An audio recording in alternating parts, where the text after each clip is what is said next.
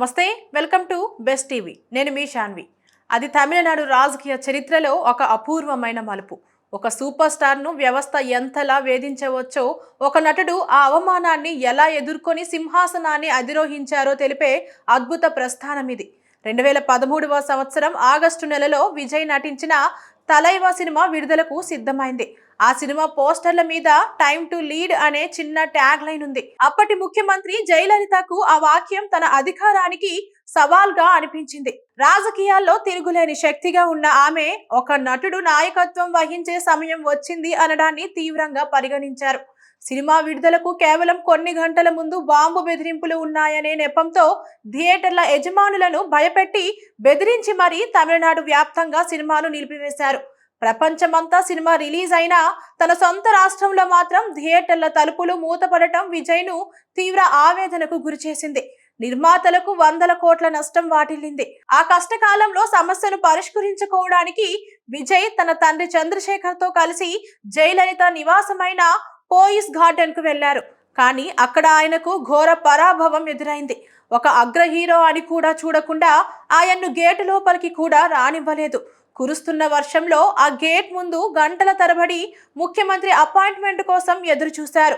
చివరికి అపాయింట్మెంట్ దొరకకపోగా ఒక వీడియో సందేశం ద్వారా ప్రభుత్వానికి నా సినిమా వ్యతిరేకం కాదు అని వేడుకోవాల్సిన పరిస్థితికి ఆయన్ను నెట్టారు.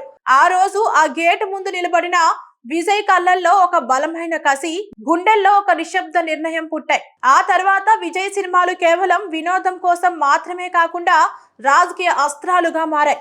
కత్తి సినిమాలో రైతుల సమస్యల గురించి, మెర్సల్ సినిమాలో వైద్య రంగంలో ఉన్న సదుపాయాల లోపాల గురించి, మరీ ముఖ్యంగా సర్కార్ సినిమాలో ప్రతి పౌరురాలికి ఉన్న ఓటు యొక్క విలువ గురించి, ఇలా ప్రతి సినిమాతో ఆయన ప్రజల గుండెల్లో బలమైన స్థానాన్ని సంపాదించుకున్నారు.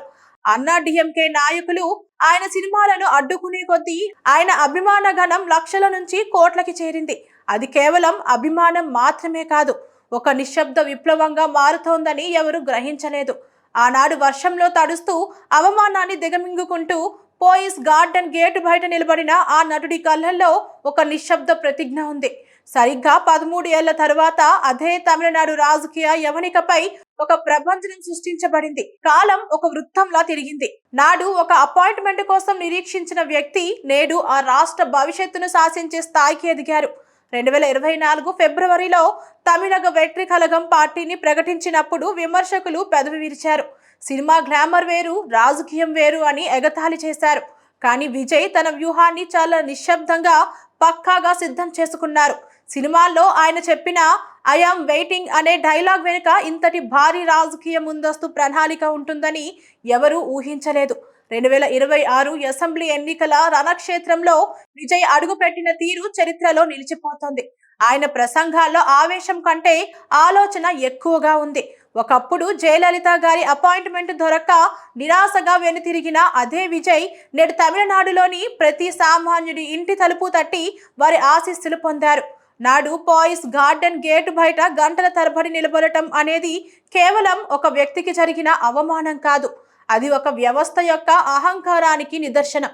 ఆ అహంకారాన్ని తన మౌనంతో పట్టుదలతో ఓడించి నేడు ముఖ్యమంత్రి పీఠాన్ని అలంకరించడం అనేది భారత రాజకీయాల్లోనే ఒక అరుదైన దృశ్యం.